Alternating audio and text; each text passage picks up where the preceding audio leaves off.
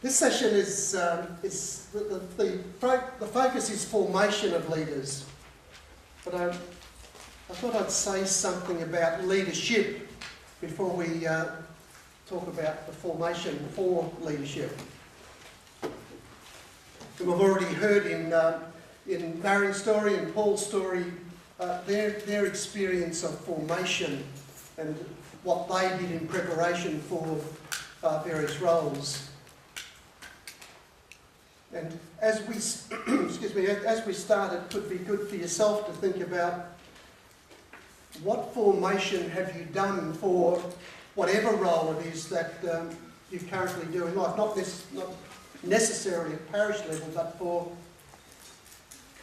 perhaps professional life or perhaps or a volunteer job or something. What training, what formation did you have in order to do that role?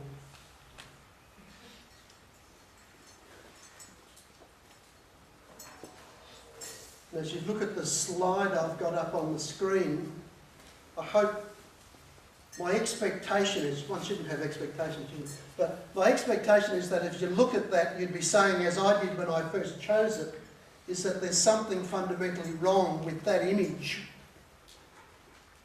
To put that image with leadership. And it's deliberately, well, it might be a bit subtle, but I've deliberately chosen because it's an anti the message that I suppose I really want to say. And if I just speak about that for a couple of seconds as I start. I worked with in Catholic Education Office in Toowoomba for 15 years, and there was a very creative, dynamic and a bit very much out of left field lady that I worked with. And she could always name things that nobody else was going to name. And her mantra was she much preferred to ask forgiveness than permission. So she was forever having to ask for forgiveness because permission wasn't something that was part of her makeup at all. But the director there used to often say to her, "Now I want you to put your leadership hat on for this." I don't have a leadership hat. I'm just me. I don't wear I don't step in and out of a role and put a different mask on for this and that. And we've already heard a number of people talk about, and I'm going to touch on that again here, is that it's the self, it's the person. It's not a role we play. We do something out of the very core of our own being is what we're called to do. It's what ministry is, isn't it? It's not me putting on this role now. Now I've got my mother's role on, or my father's role, and now I've got my teacher role, and now I've got me. I'm not. The moment we start playing roles, we end up in an inauthentic place and a soul-draining place, I think.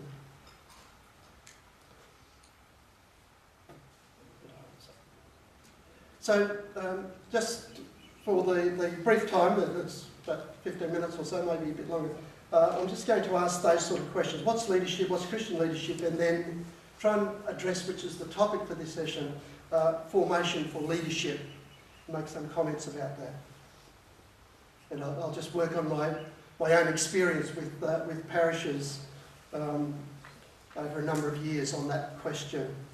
Some of the things I want to say here, in our role with the Chevalier Institute, we run a week-long program. Again, out at Douglas Park, it's about an hour's out of Sydney at the MSC Retreat Centre. We run a week-long program there called Heart-Centred Leadership. And we offer that mainly for people in our schools, MSC schools, who are either in leadership roles and early stages, early part of their career doing that, or have aspirations to do that, or to be a leader.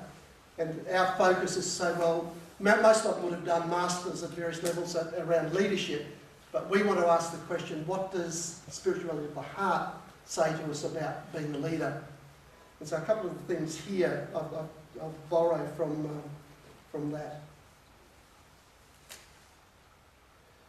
So just asking that question, why, and we've heard comment around this already, of course, why lay leadership and why formation of lay leaders? And John Paul II, so this sort of question has been around a while. John Paul II said that the fundamental objective of the formation of the lay faithful is an ever clearer discovery of one's vocation and the ever greater willingness to live it so as to fulfil one's life's mission. And so it's about the mission that we have from baptism, as Peter was pointing out to us before. Flows from our fundamental origins, flows out of our baptismal commitment. Again, just Chevalier Institute, we work, as I said, with staff mainly in schools, and we've got this policy, which was finally came through the Provincial Council, which is a policy for spiritual formation for staff and board members of MSC colleges. So that's its focus, but it could equally apply to anybody working in formation. Just these two paragraphs I've taken from it just to focus our attention. The first one picks up the words of John Paul II. So what's the purpose of formation? Sorry, can you...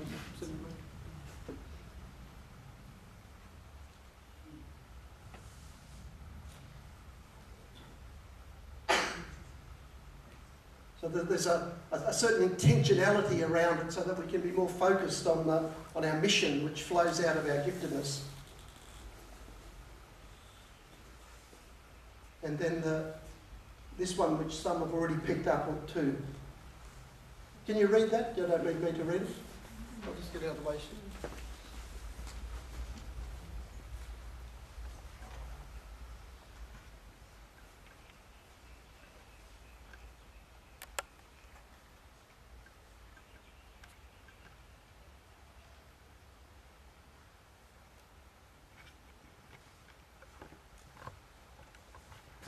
So as we commented before we went to lunch, it's not just because we face a crisis of not enough priests to do the role. There's something inherently here about the mission of all of us as a result of our baptism.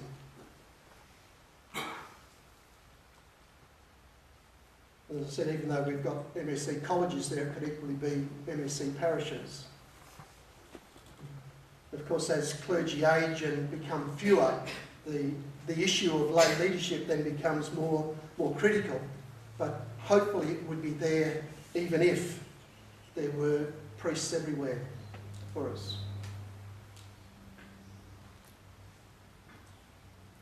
So before I launch into just some commentary around some of the questions here, just for yourself and your reflection, what's your experience of leadership in your parish? Who decides? Who makes the decisions? We've heard some commentary around that. What structures, committees, groups exist that involve lay leadership in your parish? And I think a really critical question, and one that I'm not going to address just now, but how are decisions made? How are decisions made? Who makes them? How are they made? What's the process of actually making decisions? Do you draw lots or vote or what? Neither of them are very Christian ways of making decisions. So we've heard something about discernment, and that is discernment or the process of making decisions. And what would you like to see? Would you like to see things happen differently? So I'm assuming that you're sitting more or less in parish groups at the moment, so you might be able to address this at your tables just from your experience in your own places. Perhaps if we take about 10 minutes just to have a buzz around. You won't get through all of those questions, but you may like it to be able to focus on one or other of them. Okay? Okay, I'll just say a few things, present a few things, then we'll come back to the groups, and then we'll get comment from the floor, just generally. So just a couple of things about leadership and various leadership models. I think the diagrams probably don't need comment, but if you just look at them, you can get a picture of what's happening with the person in red's the leader. Well, it's not always red, but the person who's highlighted is the leader.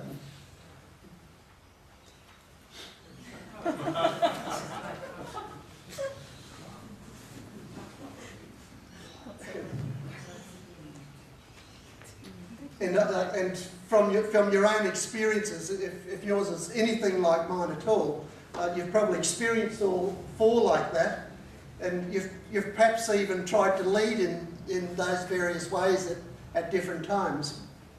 Because in some situation, to change the circumstance, of course, the model of leadership needs to change. And like the guy with the megaphone, if you've suddenly got a fire and the place is, there's crisis on, that might be the best form of leadership, quick, get out of here. You need everybody to hear urgently, or whatever. But as a model, though, that for leadership in parishes, and whatever it is, when we come up with all sorts of things, the reality often is much more like that, isn't it? Like we can draw up diagrams and we think, here's the parish priest and here's the committees and this is what everybody does. But in fact, we've got all these groups and all these people who interact with each other in a whole range of ways, and it's extremely complex. Like being a leader and trying to get people together around a common purpose is an extremely skillful thing and an extremely difficult thing to do, because we all do have a whole range of different ways of interacting with each other. And even the leader in reality isn't always the one who's leading. The designated role holder often won't be the one who's leading. And a good role holder will know when to step in and when to step out. Will need to know, will be aware of this sort of dynamic that's going on, and will know that it's really healthy to have all this. If it's really like that, it's really healthy. It means it's alive and it's a living organism. It's not just dead blobs that you have to stir into life every now and then. It's a vibrant thing, and you have to know just how to play and dance around the various parts. It's a multifaceted thing and a many-coloured thing, I think, leadership. And there's a blending that goes on, I think, when leadership's good. A blending that allows the gifts of each person to come to the fore. Carol, in your presentation, spoke about naming the gift, and then Peter's had us reflecting on how do you discern your gift. And I think it was you, Marianne, who mentioned that part of the role of leadership is to call forth the gifts within the community. Is to be able to recognise who's got the gifts here, and you come forward and you come forward, and by invitation, rather than just relying on people to put their hand up. Because if you rely on people to put their hand up, what happens? The same people, or nothing, or the same people keep putting their hands up all the time, and they're not necessarily the ones who've got the gift to do the thing that needs to be done. They might, but not necessarily. So a couple of words then about leadership. Leadership's about vision. It's about working with others. It's about respect. Allowing and encouraging the growth of others.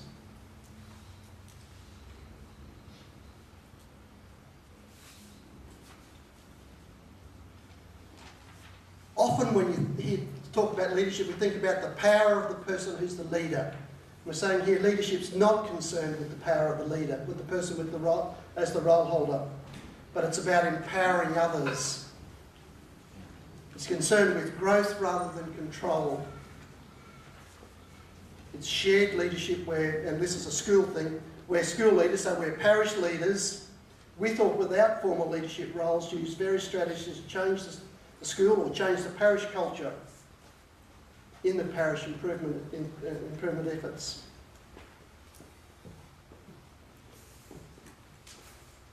So it's not about that power over dominating, telling people, ordering people, all of that sort of stuff. It's a leaven in the yeast type experience.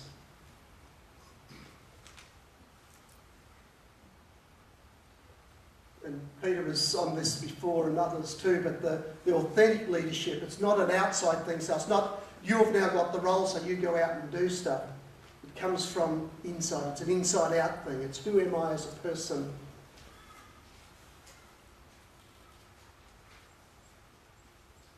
So that spirituality of the heart that I talked about earlier, that movement into our own heart. The leader is a person who can listen to their own heart.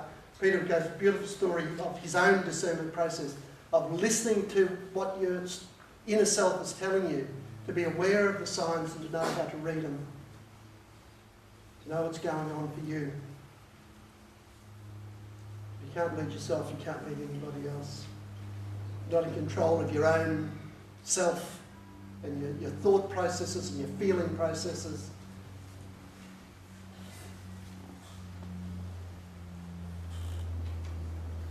People who, leadership comes from people who've been there and done it, sort of thing, and penetrated their own darkness, made the inner journey, you know, the image of the well, gone with the bucket to the very bottom, touched what it is like to be down there and then come up again.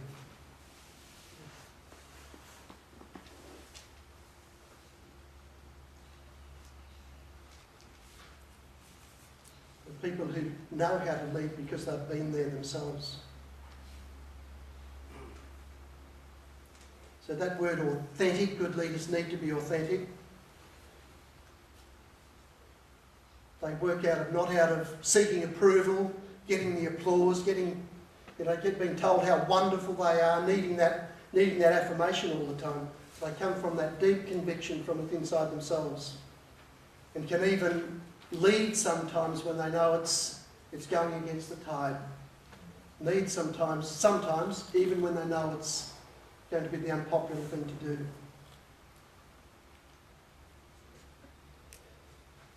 So just a couple of words around authenticity. Authentic leaders are present, and presence means, and this listening thing, means being there for self and others. Okay, being there for self, that you can actually listen to your own heart. And that what Peter was doing with his first up this morning about actually listening to others. So being able to put a zip on your own desire to talk and wait and just hear what's being said. Best example I ever had of a leader who could do that. She's a charity nun. She's in mid-70s now, but still vital and active and alive and doing wonderful things still. But as leader of a very large all-girls school in Melbourne, you could go into her office, normally by appointment because it was a busy school, and she would say, okay, the appointment's for half an hour, and for that half hour, you knew that you had her 100% attention. And you really felt it. She was full on with you. She spent the whole time engaged with you, she listened, she followed where you were going. And if the appointment was for half an hour, you could guarantee that if you hadn't done what you need to do in half an hour, at about 31 minutes, she would start fiddling with stuff on the desk. And you knew your time was done, and you're wasting your time after that, you got up and went. But she was a person, though, who could, when for the time she gave you, she was 100% with you.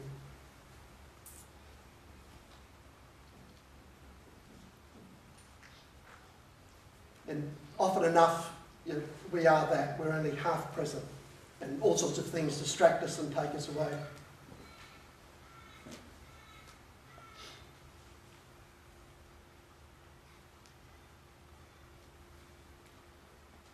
So authentic leaders are present, can give you... So the question needs to be asked, we need to ask of ourselves if we're coming into leadership roles, who is the you that leads? Who is the me that would be a leader?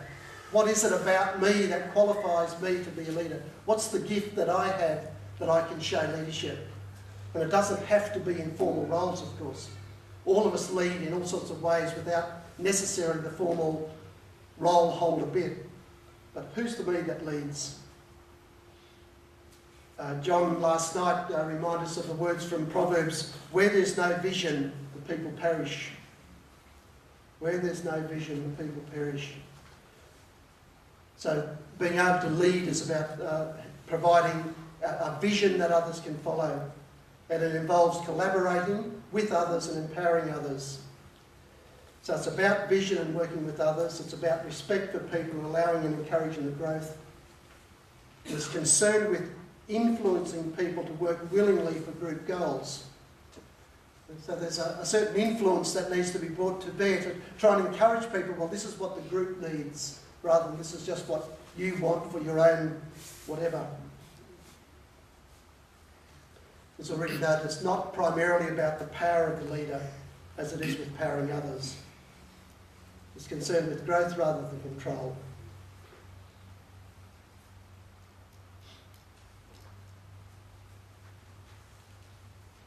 Authentic leaders foster collaboration and build spirited teams, so you get a group thing happening where possible.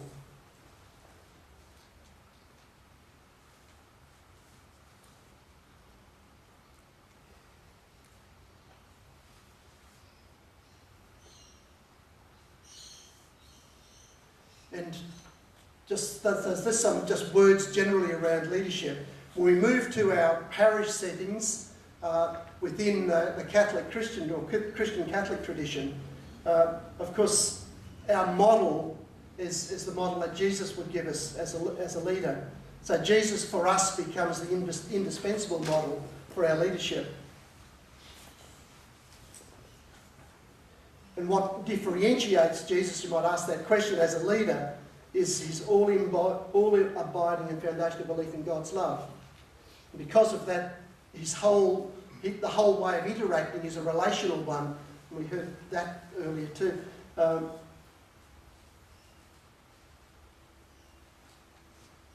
at the very heart of what it is to be a leader is to be of service. And we'll hear it again. I heard it last night. A model of leadership is that Jesus gives us. We heard to serve rather than to be served, and it's best exemplified in John's Gospel's Last Supper, which is the washing of the feet Last Supper. John doesn't have a bread and wine Last Supper. In John's Gospel, the Last Supper, Jesus gets up from table and washes the disciples' feet. And he says, if I have done this for you, you too are to do it for one another. It's the quintessential role of the servant. And hence in the literature we then talk about servant leadership. So just a couple of words then around Jesus' model of servant leadership. And we've had this quote from last night, so I've come to serve, and anyone who wants to become great among you must be the slave of all. For the Son of Man himself did not come to be served, but to serve. So it's a servant leadership. It's an empowering leadership. Jesus didn't do it all himself. He chose others to join him in his mission, and he gave them real authority. Go out in twos and heal in my name.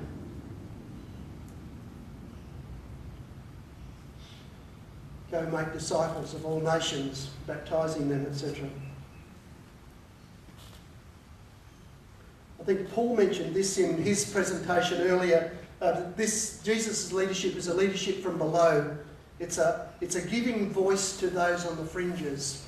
It's being especially concerned for those on the margins, for the marginalised, for those who haven't got a voice for all sorts of reasons.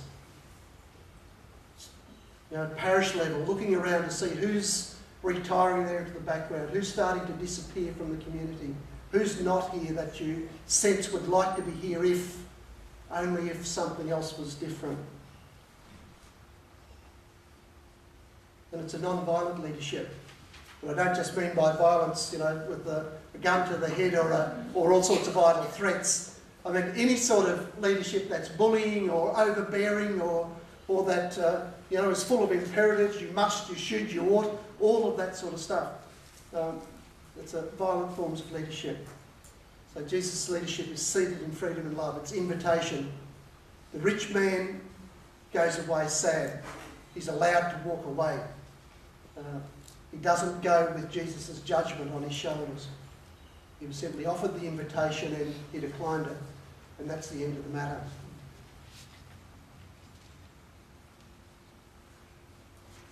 And Jesus' leadership is also one that's at home with failure. Human beings, not even you or I are perfect. we make mistakes, we stuff up, we cause all sorts of... So it's at home with that sense that we don't get it right, and that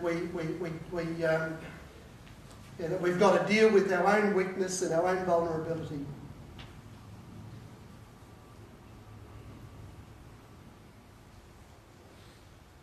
don't have a sacrament of penance for, there's a good reason why it exists amongst our sacramental life. We've got that ability to celebrate the fact that we don't get it right, to celebrate the fact that we can be forgiven and reconciled.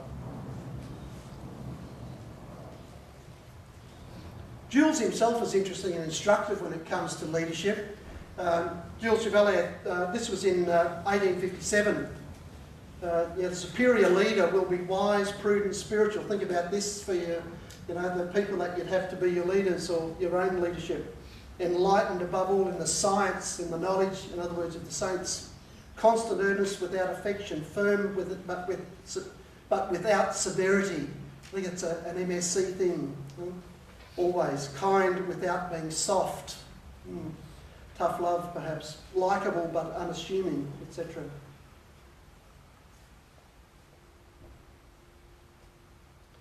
He must have been fairly wise, eh?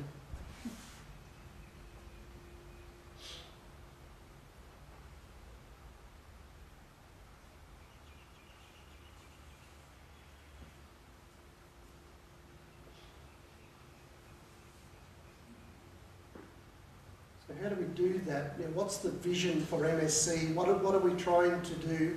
What leadership do we bring to the whole venture of human life and living? As John said last night, Jules Chevalier, the unique thing that he had when he formed the MSCs, the unique thing about MSCs is that MSCs didn't come with a particular job. MSCs weren't formed to teach, they weren't formed to run parishes, they weren't formed to... They were brought together to tell the world about God's love. And anything else that we do is secondary to that. And you can do that whether your parish priest is an MSC priest or not. We can do that as our own personal spirituality in life. Our goal, our aim can be to unearth the heart of God. So if that's leadership, how do we form leaders? I was thinking formation. Some of you have shared the experiences that you have in formation, but mostly around the country. When it comes to formation of leaders, it's a little bit like that ad. Boat, what boat? It's sort of something formation. What formation? It's the church has been really good at pouring money into the formation of priests. It hasn't been so willing to pour formation or money and resources into the formation of lay people. A lot of formation of lay people has taken place because lay people have funded themselves through various courses and whatever to do it. But it's a question I think that sits for us. If lay people are going to take the lead, who pays for our formation?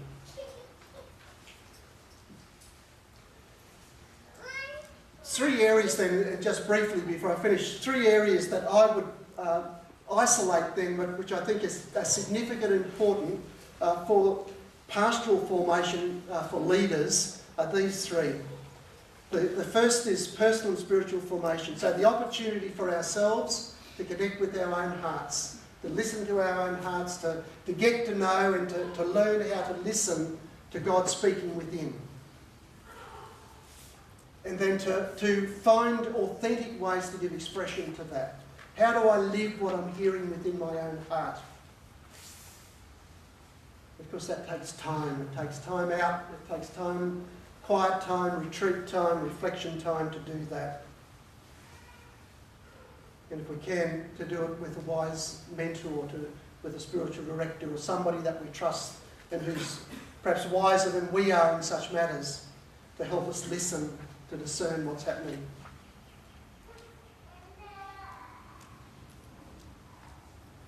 Second area is the theological formation. If we're going to take a role in leadership, say within church, our own understandings of church, of who God is, what ministry is, what sacraments are, all of that thing we need to spend some time developing our knowledge and understanding. Bachelor of Theology is the typical, perhaps classical way of doing that, but there are all sorts of short courses and ways of doing it. The thing is, we can't give leadership in church if we don't have a good understanding of what church is. If our image of church is still a model of church that was pre-Vatican II, for example, we're not going to be able to lead people in this century into a holy and healthy way of being church. So we need some help to form to be formed in the latest and the current theologies in all these areas. Very best of intention, people can muck things up if their vision around and their knowledge and understanding around these areas isn't well formed.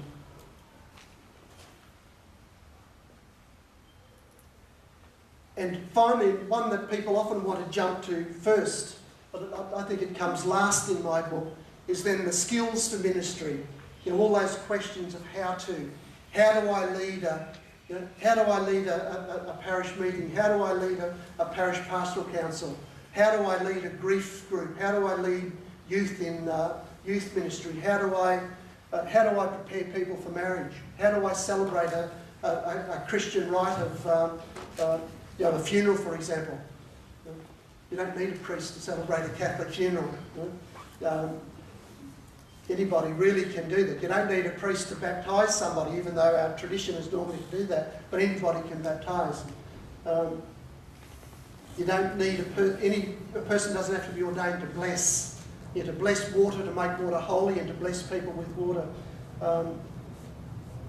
Some places have been even with marriage, with the shortage of priests and the shortage of celebrants for marriage, and part of the reason why so many people these days don't do marriage through church channels. They go through the state channels. But some dioceses have been planning for and beginning to think about commissioning some lay people as celebrants. They'd be civil celebrants, but they'd be authorised to marry people within the Catholic rite. But so all I say, how do we train for that? And whatever it might be, there's skills training that needs to happen for that. But my point with that last one, though, is the other two, in my view, are much more important. The person needs to be authentic within themselves, needs to have come home to themselves first. Needs to understand what's healthy, wholesome models of church, of understanding of scripture, of sacrament, of ministry. And then we're ready to do ministry, and just to pick up, like you can train for skills fairly easily. The other two take a little bit longer. So, what have you heard? I love that image of leadership because, if you watch the birds who fly like that, the leadership keeps changing. The ones at the front are there for a bit and then they drop back and then somebody else moves forward, and it's a beautiful dance that takes place between the leaders and the led, and with a little call that goes out constantly to keep everybody on track. So firstly, just briefly for yourself, what have you heard?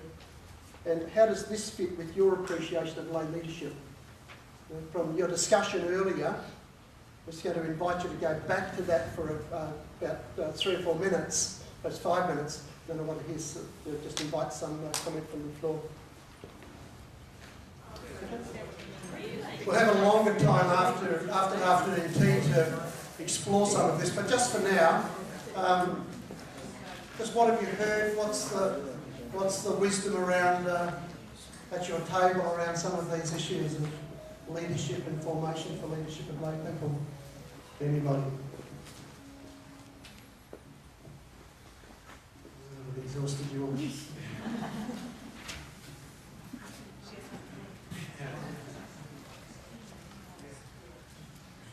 We have the privilege of having our parish priest who's just joined us, so we've been having a bit of an in-house discussion, which has been great. We don't currently have a parish pastoral council, and so we've been talking a little bit about that, and one of the things that has come through really strongly is that it's not just the notion of having it, it's got to actually be functional as well, and that just getting people to sit on it for the sake of filling all the seats isn't really helpful. And so there needs to be a sense of real energy and commitment from the members of the parish pastoral council. It can be really effective. We were reflecting on what sort of structures can help us to move forward, and we think that something like that would be helpful in our situation because we haven't had a council for many, many years. And so there's no framework, if you like, a structure on which we were just saying, well, how do we start? We wanted to do something, how do we start? And we sort of reflected on that as one possibility. The way to move forward is to establish a council, but it needs to get the right people and people that have a passion for the parish and not just keeping the seat warm. Yeah, the thing that stands out of all that is we felt, not my words, but there's a lot of quality within our community, whether it be intellectual, spiritual, and so forth. There is a lot of quality we recognize in our community, and to us, they are all seems to be working quite well. However, I think they are a little bit fragmented. And I think for us, as Francine said, we don't have a parish council that might, in the first instance, gel it all together and put some framework and structure within that. And hopefully, yeah, and for all the MSC parishes to I know, I'm sure that's true. There's a lot of wisdom that you don't want a group just for the sake of having it. Years ago, I worked with the parish community at Mitchell. Mitchell's in far western Queensland. If you don't know where it is, it's halfway between Muckadoodle and Mungalala. I'm sure you really know where it is now. But Mitchell had been a parish that was dying, and the last priest had left there, and everybody said, oh, there's no life left in Mitchell. And then an Ursuline nun went there as the pastoral parish leader, and within 2 years that place was vibrant and alive, and there was people involved. They just came from everywhere, Catholics and non-Catholics alike. Little town, they all wanted to be involved. But we took a long time, probably 12, 18 months, thinking about, well, what's the pastoral council here going to look like? Who needs to be on it? What's its roles? And a lot of care and a lot of formation went into it over a long period of time. And then especially, I mentioned earlier, the decision-making processes, you know, how a group makes decisions is really important to the lifeblood of the group. If one person dominates and makes all the decisions, people walk away very quickly. Other comments? There must be plenty. You gave us a list of the qualities that were admirable in a good leader. We just feel as representatives of our parish that we need to acknowledge that our leader ticks all the boxes.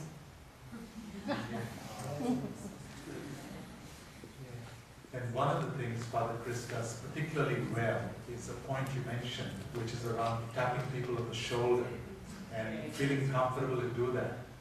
So I think very quickly, I was saying I wouldn't be sitting here if I wasn't tapped on the shoulder to do a number of things, you know. So I think it's comfortable doing that and involving people to take in the talents that are existing within the community.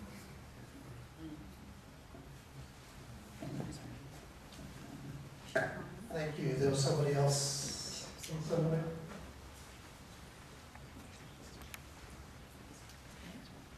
There's one thing I was going to say about our parish group and talking in it today. There's things that I personally have been enlightened on of things that people do within the parish.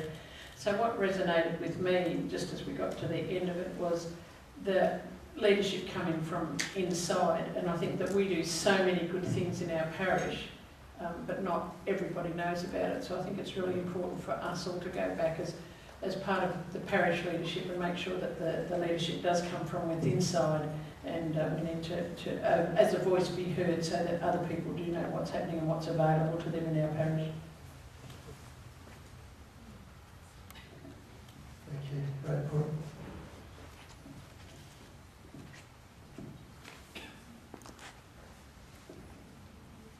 We spoke also about fragmentation and the complexities in our current parishes, and one way forward we think is preparing a lot of groundwork where we listen to each other's story so that it will become our common story. And once we do this groundwork where we see ourselves more as an individual whom I know as a friend, I think it will be much more easier to have a common vision and to have one group with one vision, rather than lots of different individuals with their own vision doing their own agendas. Therefore, spending time together in even informal atmospheres, where we come to know each other a bit more. Because I think that even as leaders in our parish, we don't really know other leaders that well. We might know each other superficially, but there's not that good knowledge of each other. Therefore, taking the time, my story becomes your story. And listening, right? Listening. Wonderful, thank you.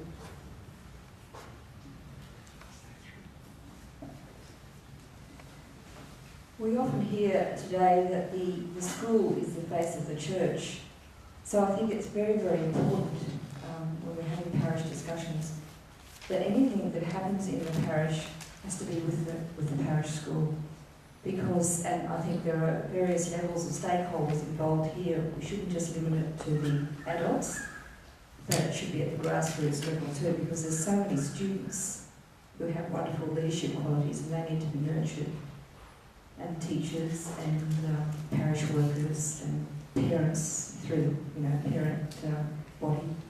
So I think a policy needs to include all those stakeholders when parishes are coming up with their policy.